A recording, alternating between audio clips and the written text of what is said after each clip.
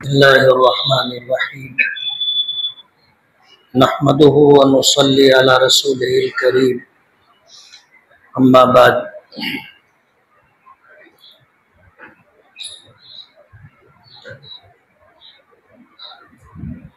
बुजुर्गान मोहतरम और अजीज दोस्तों,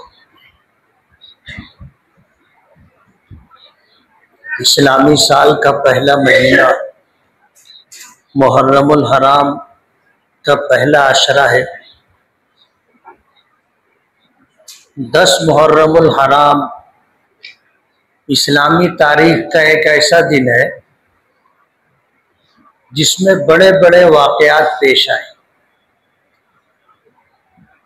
अबुल बशर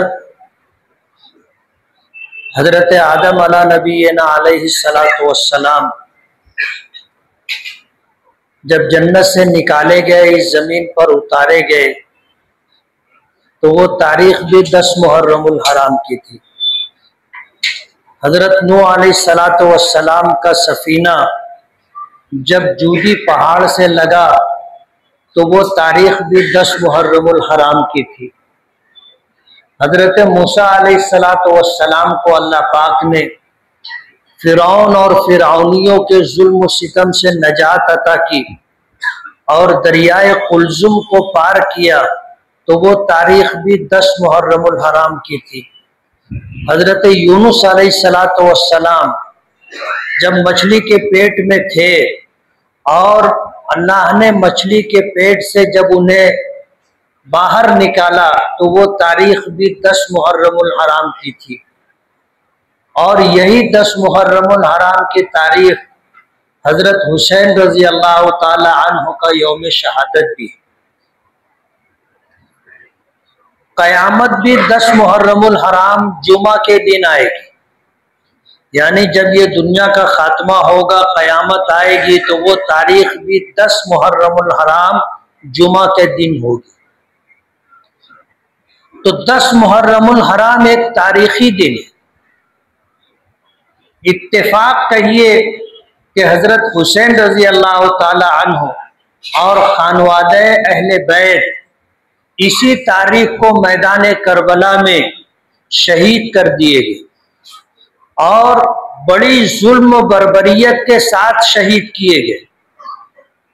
आपको हैरत होगी कि हज़रत हुसैन रज़ी अल्लाह ताला अन्हु नवासे रसूल, हज़रत हसन रज़ी अल्लाह ताला अन्हु, हज़रत हुसैन रज़ी अल्लाह ताला अन्हु के बड़े भाई, वो भी नवासे रसूल, हज़रत अली रज़ी अल्लाह ताला अन्हु रिश्ते में हुजूर पाक सल्लल्लाहु अलैहि वसल्लम के चचा साथ भाई, और बाद में हज़रत फातिमा रज़ी अल्लाह ताला अन्हा के शौहर होने की वजह से दामाद रसूल, ये सब शहीद हुए।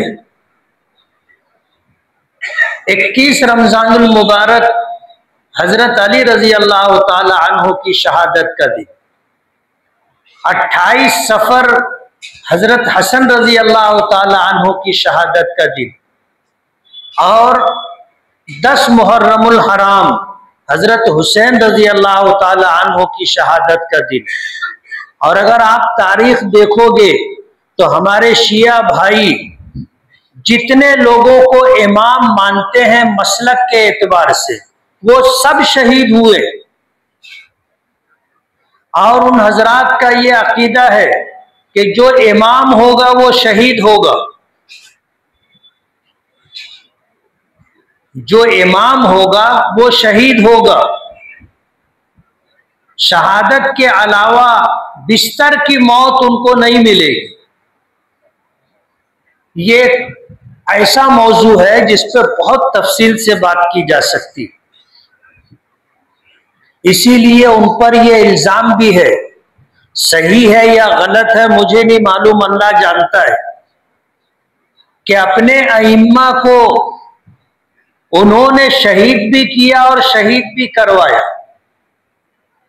मैं जो बात कहना चाहता हूं कि बड़ी अजीब और गरीब बात है कि हजरत हसन रजी अल्लाह ताला अन्हो को जहर देने वाले मुशरिक और काफिर नहीं थे,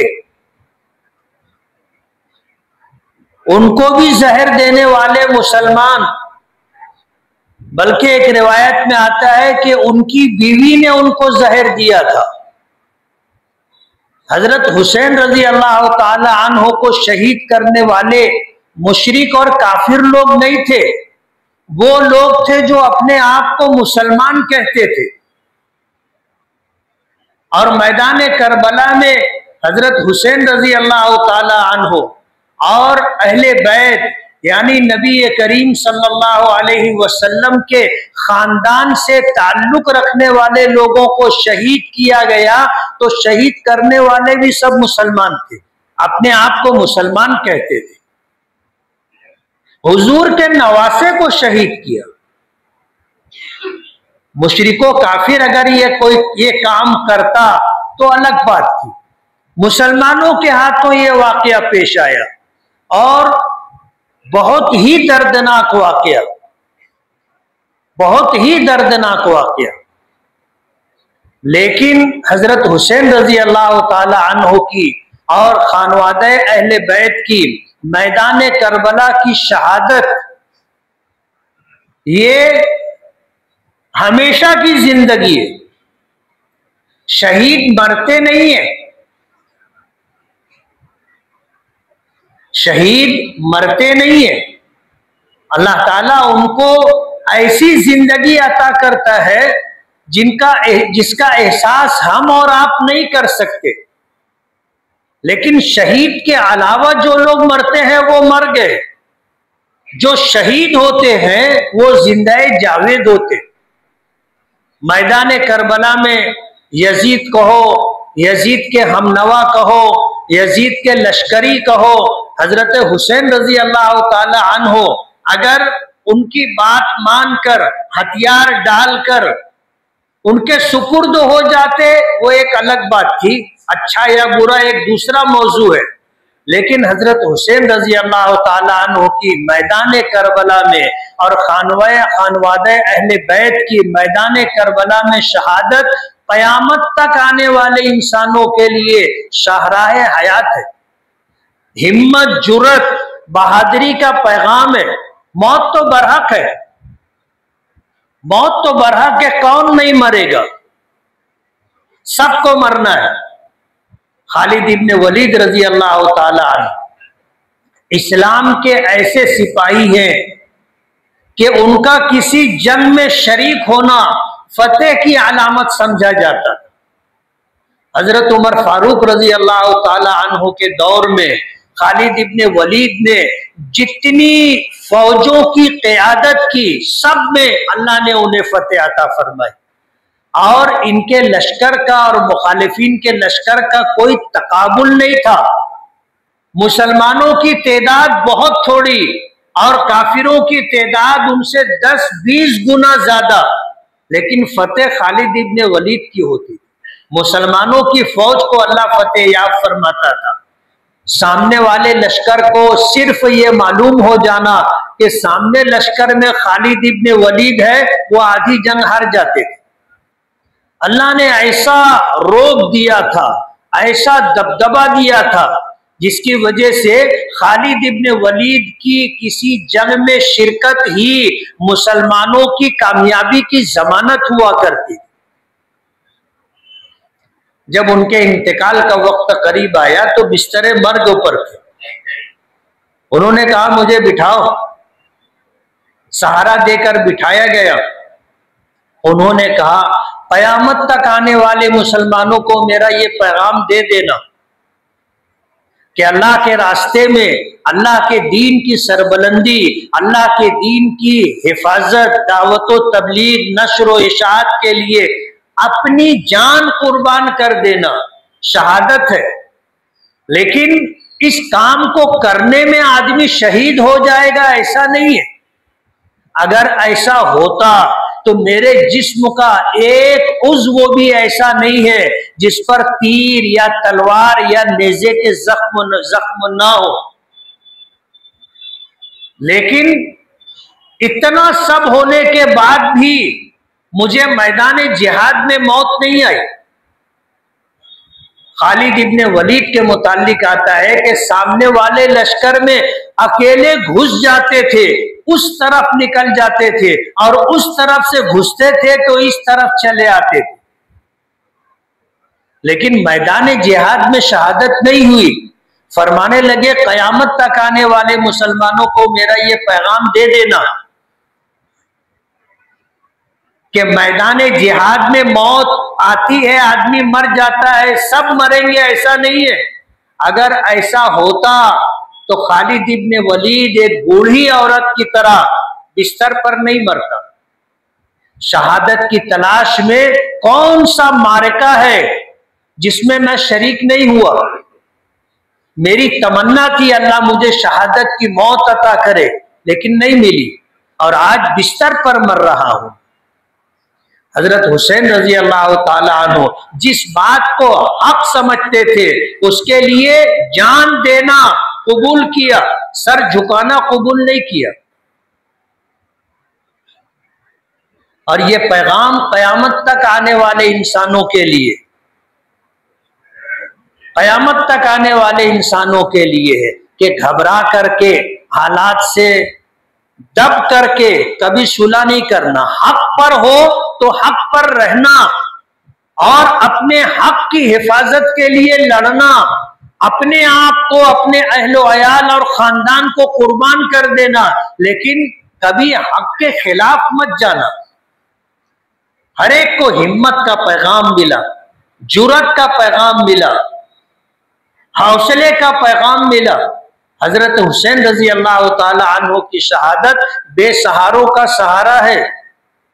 जो लोग ऐसा समझते हैं कि हम बहुत थोड़े हैं या ऐसा समझते हैं कि हमारा कोई मददगार नहीं है, जैसे आज के हालात में पूरी दुनिया के मुसलमानों की यही हालत है। पूरी दुनिया के मुसलमान, गज्जा को आप देख लो, 2 साल का अरसा हो रहा है,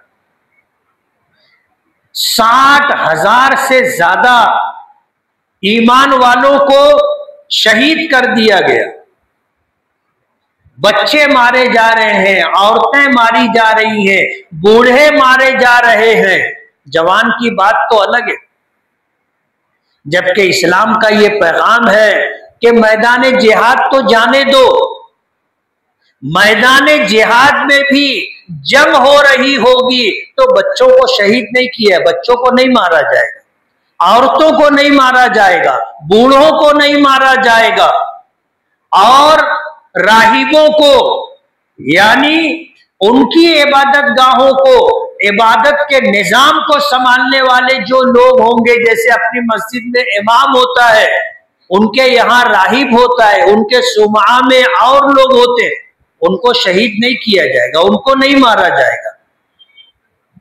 हमारे इस्लाम का ये पैगाम है कि मैदान जिहाद में भी बच्चों को, औरतों को, बूढ़ों को नहीं मारा जाएगा। लेकिन आज यहूदी गासिबीन गज्जा में क्या कर रहे हैं पूरी दुनिया देख रही है, पूरी दुनिया सुन रही है, लेकिन कोई मुसलमानों की हिमायत में बोलने के लिए तैयार नहीं, कोई इस्राइल को रोकने के लिए तैयार नहीं है। आज इस दुनिया में जैसे मुसलमान होना जुर्म है, अगर हम पर जुल्म होगा सब तमाशाई बने रहेंगे, सब तमाशाई बने रहेंगे, कोई मदद के लिए आएगा नहीं। आज के हालात मुसलमानों के ऐसे ही हैं। हजरत हुसैन रजी अल्लाह ताला अन्हु की शहादत हमें ये पैगाम देती है कि कभी हिम्मत नहीं हारना, कभी बेहौसला मत होना, हमेशा जुर्रत के साथ, हिम्मत के साथ, हौसले के साथ जुल्म का और बातिल का मुकाबला करते रहना। ज्यादा से ज्यादा क्या होगा, इस रास्ते में जान काम आ जाएगी। हजरत हुसैन रजी अल्लाह ताला अन्हु अगर यजीद के हाथ पर बैत कर लेते और सामने का लश्कर या फौज जो चाहते उसको कबूल कर लेते, तो हजरत हसन रजी अल्लाह ताला अन्हु की तरह आज उनका नाम भी लोगों को याद नहीं रहता, उनकी तारीख भी लोगों को याद नहीं रहती। आज आप किसी से पूछो इनके 12 इमाम है। पहले इमाम हजरत अली रजी अल्लाह ताला, वो भी शहीद हुए। 21 रमजानुल मुबारक को उनकी शहादत हुई। कुछ सुनाई देता है आपको? हजरत हसन रजी अल्लाह ताला अन्हु दूसरे इमाम है। 28 सफर को उनकी शहादत हुई। कभी आप नाम सुनते हैं? उनकी शहादत के बयानात होते नहीं होते।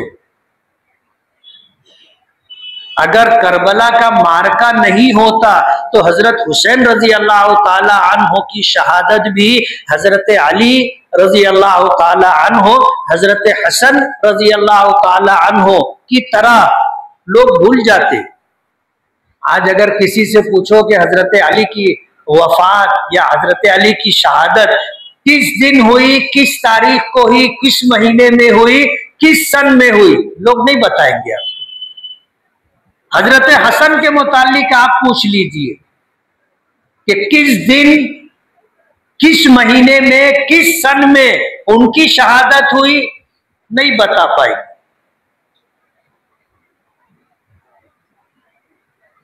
दस मुहर्रमुल हराम को अल्लाह ताला ने जो अजमत अता की है इस दिन को, ये इसलिए नहीं है कि इस दिन हजरत हुसैन रजी अल्लाह ताला अन्हु शहीद हुए।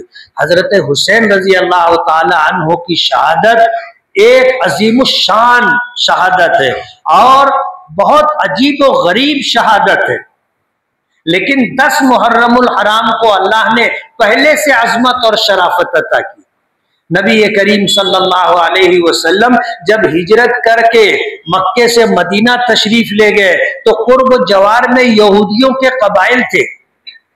बनु कुरैजा है, बनु नजीर है, बनु कैनुका है, और वो लोग 10 मुहर्रम को रोजा रखा करते थे।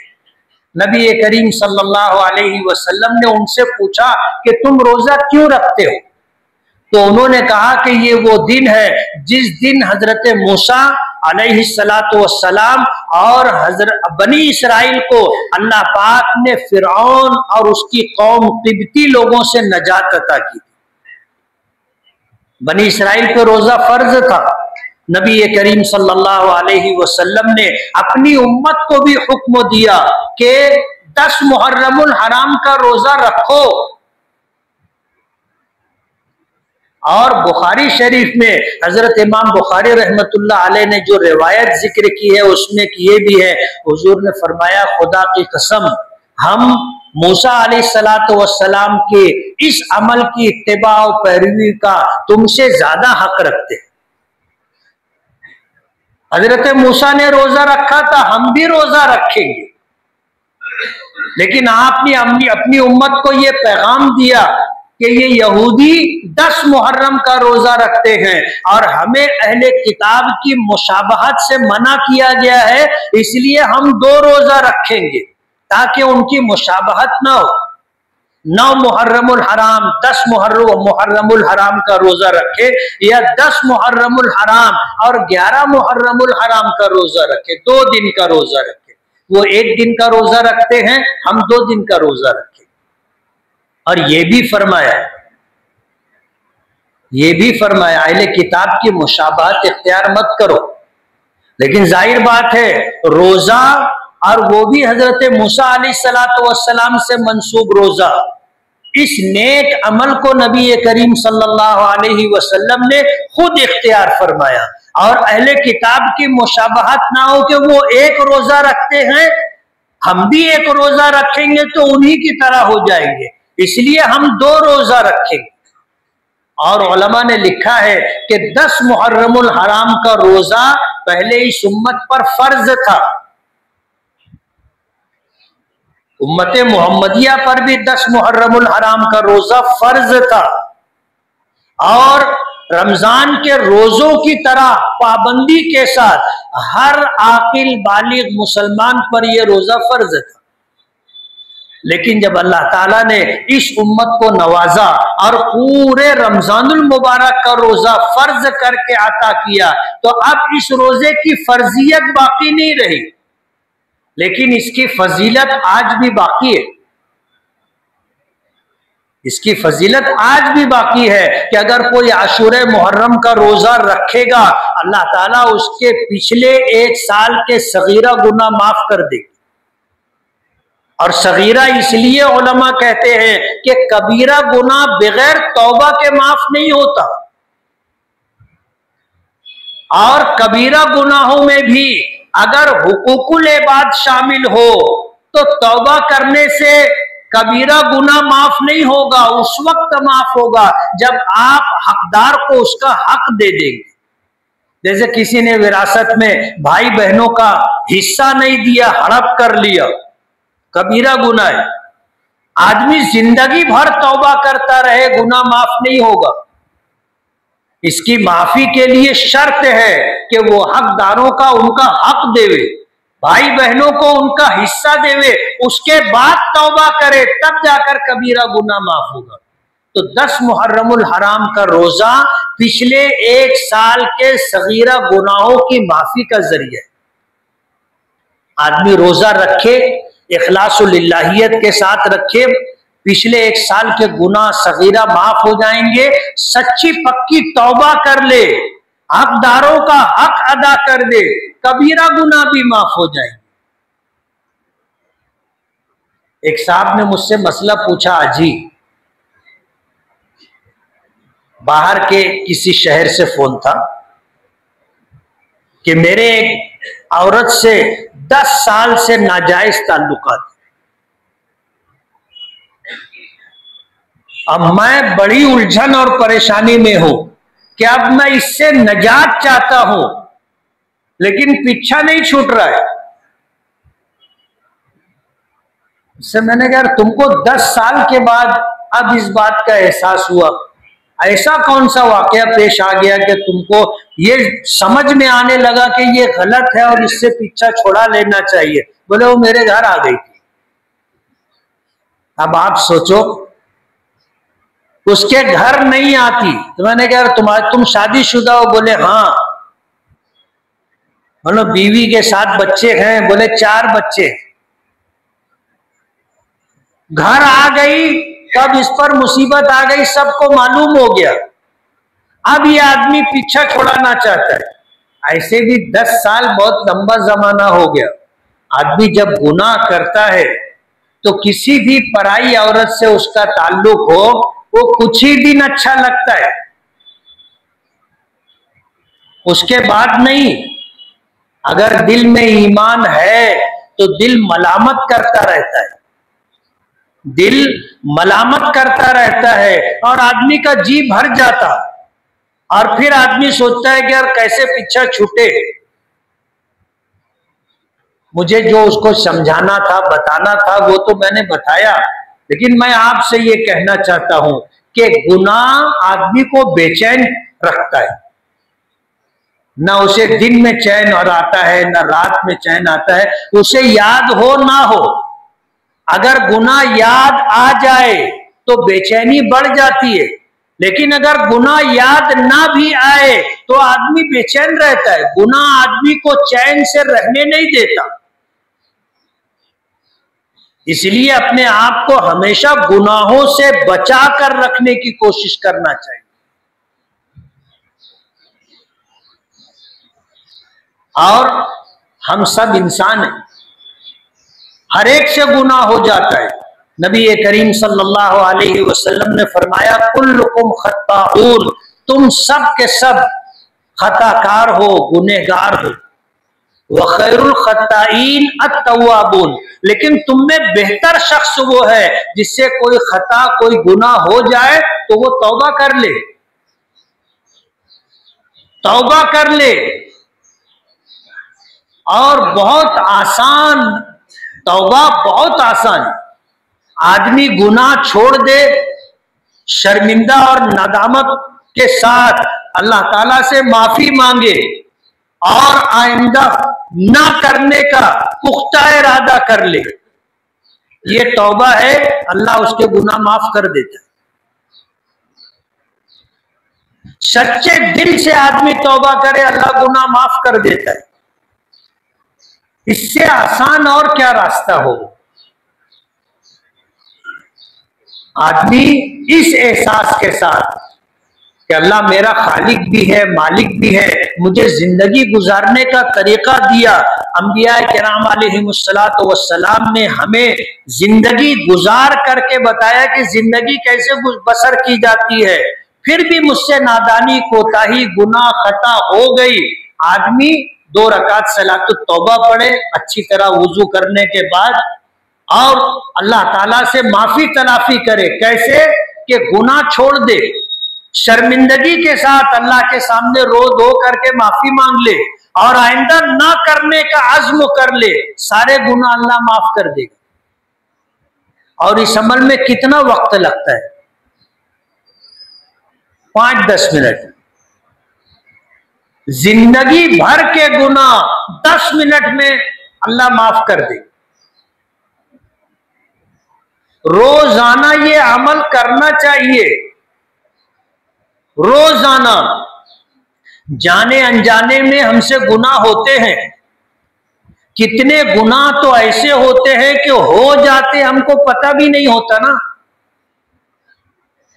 हमें खबर भी नहीं होती, पता भी नहीं होता, हमसे गुनाह हो जाता है। रात में सोने से पहले 2 रकात नमाज सलातुत तौबा पढ़े, सारे गुनाहों को छोड़ने का अल्लाह के सामने इजहार करें, शर्मिंदगी के साथ अल्लाह ताला से माफी मांग ले, आइंदा गुनाह ना करने का आज़्म कर ले। आप इस हाल में सोएंगे कि आप पर गुनाह नहीं होगा, और अगर ये आपकी जिंदगी की आखिरी रात होगी तो इंशाअल्लाह आप जन्नत में जाएंगे।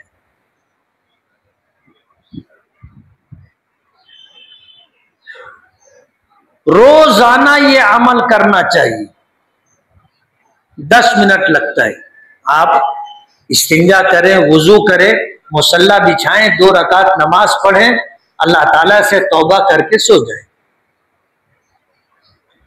रोजाना का हिसाब किताब बराबर। और शायद ऐसे ही लोग होंगे जो कल कयामत के दिन बगैर हिसाब व किताब के जन्नत में जाएंगे। जब रोजाना अपने गुनाहों की माफी मांग करके, तौबा करके सोते होंगे, तो आप सोचो गुनाह रहेगा? नहीं रहेगा। मैदान महशर में जाएंगे, गुनाहों से पाक व साफ होंगे और बगैर हिसाब व किताब इंशाअल्लाह जन्नत में जाएंगे। हिसाब व किताब तो उनका होगा जिनके पास नेकियां भी हैं, जिनके पास गुनाह भी हैं, और जिनके पास सिर्फ नेकियां ही नेकियां हैं, उनका क्या हिसाब व किताब?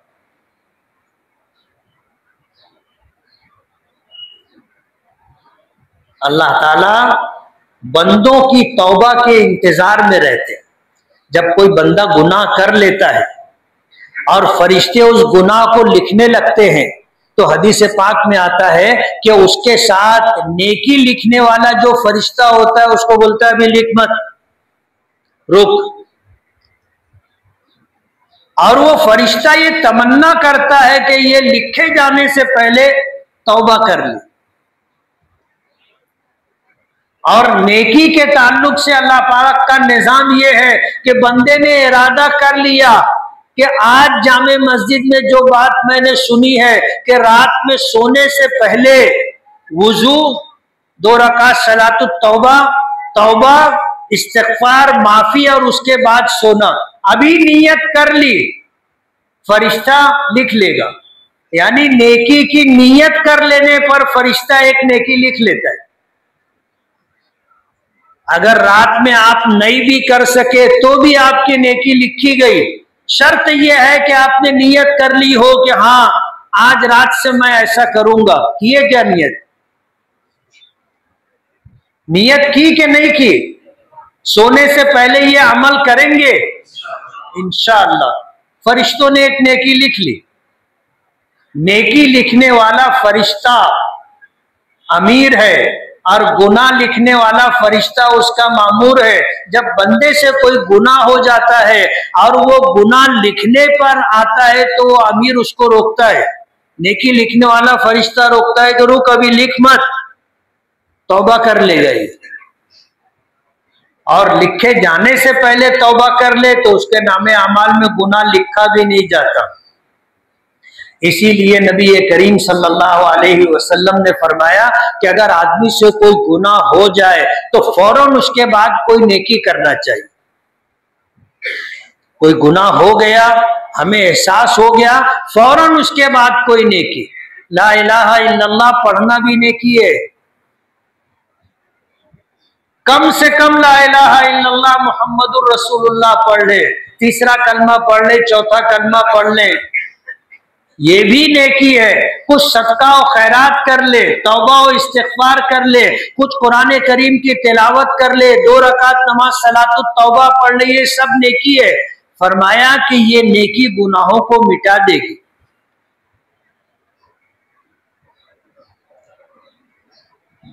आज 8 मुहर्रमुल हराम है, कल शनिचर 9 मुहर्रमुल हराम, इतवार 10 मुहर्रमुल हराम। इस 10 मुहर्रमुल हराम का रोजा पिछले 1 साल के सगीरा गुनाहों की माफी का जरिया है। इसका एहतमाम होना चाहिए। अल्लाह ताला हमें अमल की तौफीक अता फरमाए। व आखिरु दावाना अनिल हम्दुलिल्लाहि रब्बिल आलमीन।